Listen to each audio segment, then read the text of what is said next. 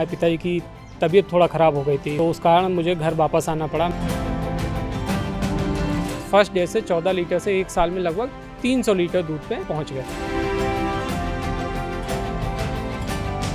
इसमें चैलेंजेस तो डेली आते हैं, लेकिन वही बात है कि अगर आप निश्चित कर लेते हैं तो आप उसको कर सकते हैं। हमारे पास कस्टमर बेस बहुत ज़्यादा है, लगभग 500 से 600 कस्टमर्स हैं जिनके यहाँ होम डिलीवरी में दूध जाता है। टर्नओवर लगभग हमारा है, टोटल टर्नओवर है 1.25 करोड़ के आसपास का।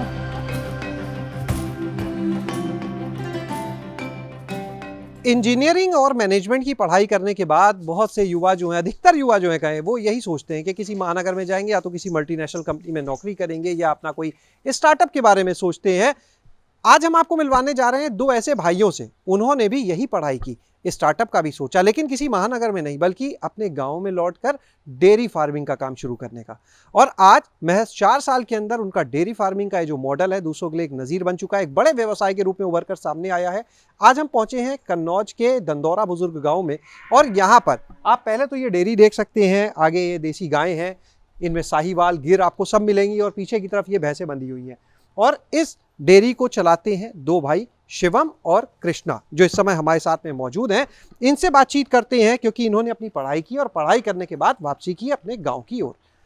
शिवम, बहुत बहुत स्वागत। Thank you. शिवम, ये बताइए कि जो हम अभी बात भी कर रहे थे कि जब महानगर की तरफ युवा जाते हैं तो वहाँ की चमक दमक, उसके बाद फिर गाँव वापस आना बहुत आसान निर्णय नहीं होता है। क्या घर में पहले से ये काम डेयरी फार्मिंग हो रहा था जो इसमें जुड़ गए, या? नहीं, घर में कोई काम नहीं हो रहा था।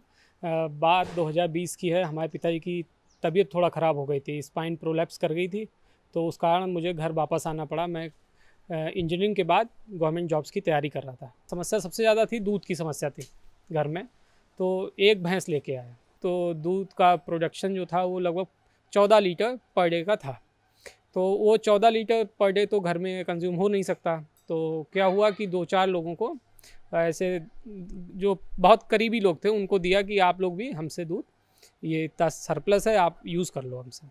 तो उन्होंने जब दूध लिया तो हमारे पास ही दूध नहीं बचा। 14 लीटर भैंस देती थी, 14 लीटर दूध जाने लगा। फिर धीमे धीमे करके दूध का जो डिमांड था अच्छी क्वालिटी के कारण, वो बढ़ती चली गई। तो हम लोग पहले एक साल में 14 लीटर से, फर्स्ट डे से 14 लीटर से एक साल में लगभग 300 लीटर दूध पे सप्लाई पे पहुंच गए थे, और भैंसे बढ़ाते गए। दूसरे साल में 500 लीटर से ज़्यादा की सप्लाई हमारी पर डे हो गई थी।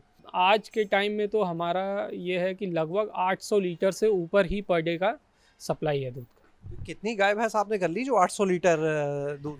अभी लगभग 50+ एनिमल्स तो मेरे पास हैं खुद के। फिर इसके अलावा हम लोग थोड़ा सा दूध प्रोक्योर भी करते हैं। आपके अपनी जो यहाँ पे पशु हैं, गाय भैंस हैं, वो कितने, और यहाँ अपनी डेयरी का उत्पादन कितना होता है? लगभग 200 से 250 लीटर दूध के बीच में उत्पादन यहाँ हमारी खुद की डेयरी से हो जाता है। टर्नओवर लगभग हमारा है, टोटल टर्नओवर है 1.25 करोड़ के आसपास का, और केवल दूध का। हाँ, और वैल्यू एडेड प्रोडक्ट्स का अगर जोड़ें तो मिला के हो जाएगा लगभग 2 करोड़। नौकरी से बेहतर है? नौकरी से बहुत बेहतर है। हम यहाँ पे खुद के मालिक हैं। हमारा कोई हमसे ऊपर मालिक नहीं है। आपके मॉडल पे थोड़े और विस्तार में जाते हैं। जो आपने कहा कि पूरे प्रॉफिट पे हम नहीं जाएंगे, लेकिन आपने जैसे बोला लगभग 200-250 लीटर पर डे, यहाँ अगर 200 लीटर भी मान लें और 65 जो आपने बोला, तो यानी प्रतिदिन लगभग 13,000 रुपये का दूध जो है बिक्री, यानी महीने में लगभग मोटा 4 लाख का।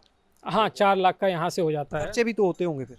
हाँ, खर्चे भी रहते इतने मंथली यहाँ पे आ जाते हैं। लगभग खर्चा परसेंटेज में बताया जाए तो 60% मान के चलिए। जब यहाँ पे ग्रोथ साल भर में बहुत अच्छी हो गई, 300 लीटर 350 लीटर बिक्री होने लगी, तो हमारे पास सबसे बड़ी प्रॉब्लम यही थी कि हमारे पास मैनेज करने के लिए कोई ऐसा बंदा नहीं था जिस पे हम आँख बंद करके भरोसा कर सकें।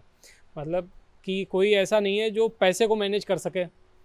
एक जैसे मैं देखता हूँ, फार्म का देखता हूँ कि फार्म का भी देख रहे हैं, दूध की बिक्री देख रहे हैं, फिर कलेक्शन देख रहे हैं। ये जो दूध का जो काम है, ज़्यादातर खाने पीने वाली चीज़ों का, ये मंथली सब्सक्रिप्शन पे होता है। तो मेरे जो कस्टमर्स हैं वो लगभग 500 कस्टमर्स आज हैं जो महीने में पेमेंट करते हैं।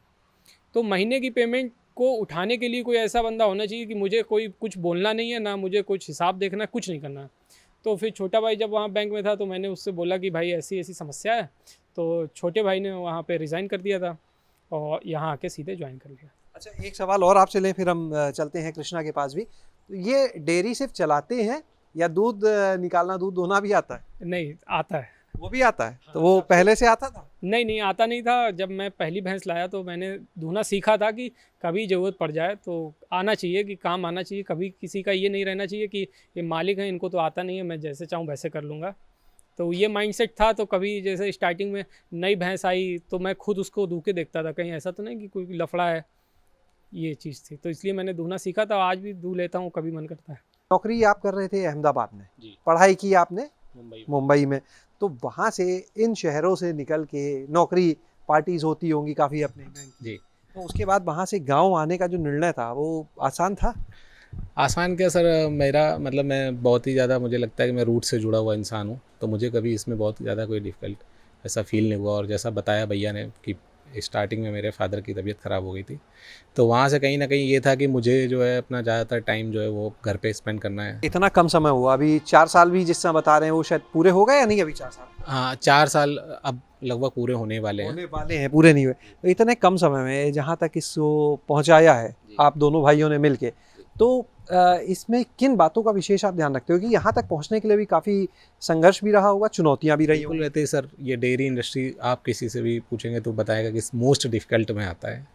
अगर बिजनेस में देखा जाए तो ये किसी IAS PCS के एग्ज़ाम से कम नहीं है, क्योंकि इसमें हर रोज़ कोई ना कोई एक नया चैलेंज आपके सामने आता है। कई बार जानवर को लेके कि जानवर में कुछ समस्या आ रही है, कई बार आपको लेबर मैनेज करने हैं, कई बार जैसे कि कोई हॉलीडे है, कुछ भी है, कस्टमर्स नहीं है, तब भी आपको दूध मैनेज करना है, क्योंकि जानवर डेली दूध देगा ही, वो आपको मैनेज करना है। इसमें चैलेंजेस तो डेली आते हैं, लेकिन वही बात है कि अगर आप कुछ एक बार सोच लेते हैं, कुछ निश्चित कर लेते हैं, तो आप उसको कर सकते हैं। कितने भी चैलेंजेस आएंगे उन्हीं से आप सीखते हैं। हमारे सामने लगभग हर दिन कुछ ना कुछ नया आता है, हम लोग उससे सीखते हैं और नेक्स्ट टाइम उसको नहीं होने देते हैं। यही कैसे आप लोग का ये मॉडल यहाँ पे काम करता है, जो यहाँ से दूध उत्पादन होता है या जो कलेक्शन आप करते हैं, तो पूरा मॉडल कैसे काम करता है? सर, दूध अभी हमारे यहाँ सुबह शाम दोनों टाइम, रात में 2:30 बजे से और दिन में भी 3:30 बजे से दूध जो है इसकी मिल्किंग का प्रोसेस चालू हो जाता है। उसके बाद ये पूरा दूध जो है यहाँ से ये हमारे यहाँ चिलर लगा हुआ है, इसमें डाला जाता है ताकि दूध ठंडा रहे, क्योंकि हमारे पास कस्टमर बेस बहुत ज़्यादा है।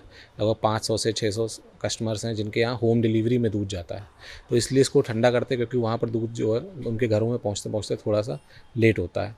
और यहाँ से ठंडा होने के बाद ये लगभग आधे घंटे में 20 मिनट में मशीन उसको पूरे दूध को ठंडा कर देती है। उसके बाद ये हमारे डेयरी आउटलेट में जाता है और वहाँ से सारे ही घरों में डिस्ट्रीब्यूट होता है। और जो बाकी जगह का कलेक्शन है वो भी इसी डेयरी पे आप जी, वो भी कलेक्शन होते होते यहाँ पर 7 साढ़े 7 बजे तक दूध आ जाता है, 7 बजे तक, और इसमें डाल के ठंडा करके फिर इसके साथ में ही जाता है। बहुत से लोग हैं जब गाय दूध देना बंद करती है बेकार समझ के छोड़ देते हैं, आप क्या करते हैं? आप तो डेयरी चला रहे हैं भाई, जगह सीमित है, एक समय के बाद गाय दूध देना भी बंद करती है, तब क्या करते हैं? धैर्य रखते हैं कि आज नहीं तो कल दूध तो देना ही है। मेन समस्या आ जाती है कि गाय गाभिन नहीं हो पाती है। जो इनफर्टिलिटी है जानवरों में, गायों में, वो सबसे ज़्यादा इम्पैक्ट कर रही है आज के टाइम पे।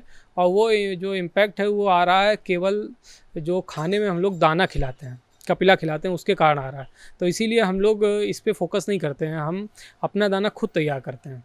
हरा चारा हमारा लगभग पूरे 12 महीने रहता है। मेरे पास नेपियर है, हमने देहरादून से मंगाया था।